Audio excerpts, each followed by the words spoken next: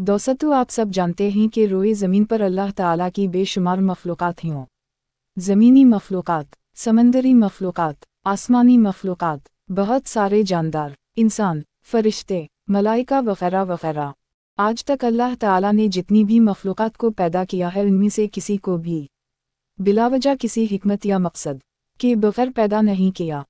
आप लोग जानते हैं कि अल्लाह ताला ने सुवर यानी खंज़ीर को क्यों और कब पैदा किया था? सुवर को खंज़ीर भी कहा जाता है। आखिर इसे किस मकसद के लिए पैदा किया गया? खंज़ीर भी अल्लाह ताला की ही पैदा की हुई मखलूक है, लेकिन खुदावंद ताला ने खुद खंज़ीर को हराम और गलीत जानवर कहा है।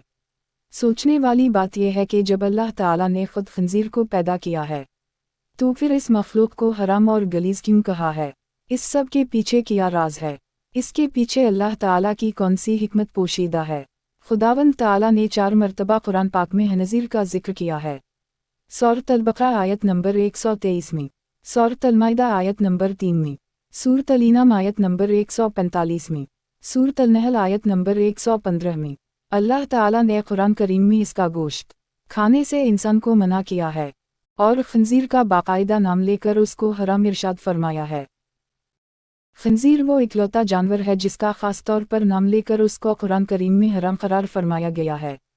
दूसरा और कोई ऐसा जानवर नहीं जिसका बाकायदा नाम लेकर उसे हराम करार दिया गया हो। बहुत सारे मुल्कों में बहुत से गैर मुस्लिम लोग खंज़ीर के गोश्त को पसंद करते हैं और शौक़ से खाते हैं, लेकिन ये नापाक जानवर है और अब तो साइंसी तहक़ीक़ात से भी इसके बहुत से नुक़सानात साबित हो चुके हैं। जदीद साइंसी तहक़ीक़ात में साबित किया गया है कि खंज़ीर का गोश्त खाना इंसानी जिस्म के लिए इंतहाई नुक़सानदेह और ख़तरनाक है। खंज़ीर यानी सुवर अपनी मादा का मिलाप दूसरे नर से करवा कर खुश होता है। ये चीज़ दूसरे किसी जानवर में नहीं देखी गई। सुवर बे इंतहा गंदा और गलीज़ जानवर है। सुवर की ग़िज़ा गुलाज़त और गंदगी है। अगर खंज़ीर को कहीं से कोई गंदगी या गुलाज़त ना मिले तो वो खुद अपनी ही गुलाज़त खा लेता है। अगर खंज़ीर के सामने कोई साफ़ चीज़ भी रख दी जाए तो ये उसे नहीं खाता। तो दोस्तों, सोचने की बात यह है कि अगर खंज़ीर इतना बे इंतहा गंदा और गलीज़ जानवर है तो उसे अल्लाह ताला ने आखिर क्यों कर ही पैदा किया? खंज़ीर की तख़लीक़ का क्या मकसद और वजह है? दोस्तों, हज़रत अब्दुल्लाह बिन अब्बास रज़ी अल्लाह अन्हा ने एक हदीस मुबारका को रिवायत करते हुए फरमाया है कि एक मरतबा हज़रत ईसा अलैहिस्सलाम के हवारियों ने उनसे कहा कि ए ईसा अलैहिस्सलाम, आप हमारे लिए कोई ऐसा इंसान ज़िंदा कीजिए जो हज़रत नूह अलैहिस्सलाम की बनाई हुई किश्ती के बारे में हमें दरअसल मालूमात दे सके। तो फिर हज़रत ईसा अलैहिस्सलाम ने थोड़ी मिट्टी उठाई और अपने हवारियों से फरमाया कि ये मिट्टी हज़रत नूह के बेटे हाम की है। फिर हज़रत ईसा अलैहिस्सलाम ने उस मिट्टी पर अपना आसा मारा तो एक शख्स उठ खड़ा हुआ जो कि बूढ़ा सा था। फिर जब उस शख्स से हज़रत नूह की किश्ती के मुताल्लिक़ सवालात किए गए तो उस बूढ़े शख्स ने बताया कि हज़रत नूह अलैहिस्सलाम की किश्ती 1200 गज़ लंबी और 600 गज़ चौड़ी थी। उस किश्ती की 3 मंजिलें थीं।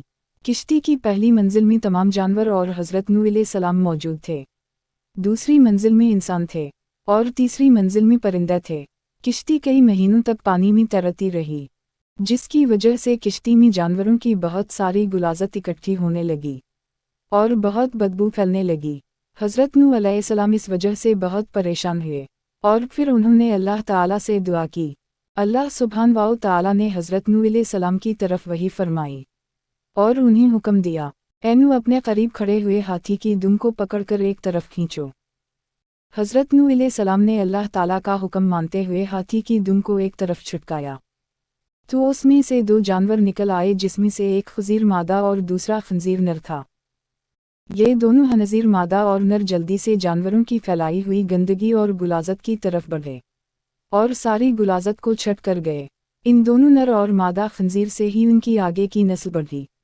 तो दोस्तों, इस सारे वाक़ये से हमें ये पता चलता है कि जिस जानवर को अल्लाह रब्बुल इज़्ज़त ने गुलाज़त साफ़ करने के लिए पैदा किया है, वो जानवर गंदा और नापाक ही होगा। साइंसी तहक़ीक़ तो आज की मौजूदा सदी में हो रही है। अल्लाह रब्बुल इज़्ज़त ने तो हमें इस जानवर की हकीकत के बारे में 1400 साल पहले ही आगाह कर दिया था। अल्लाह ताला जैसा चाहते हैं वो वैसा ही करते हैं, क्योंकि वो खालिक है, मालिक है। हमें हर हाल में अल्लाह ताला के हुक्म को मानना चाहिए। इसी में हम सब की दुनिया और आखिरत में भलाई है।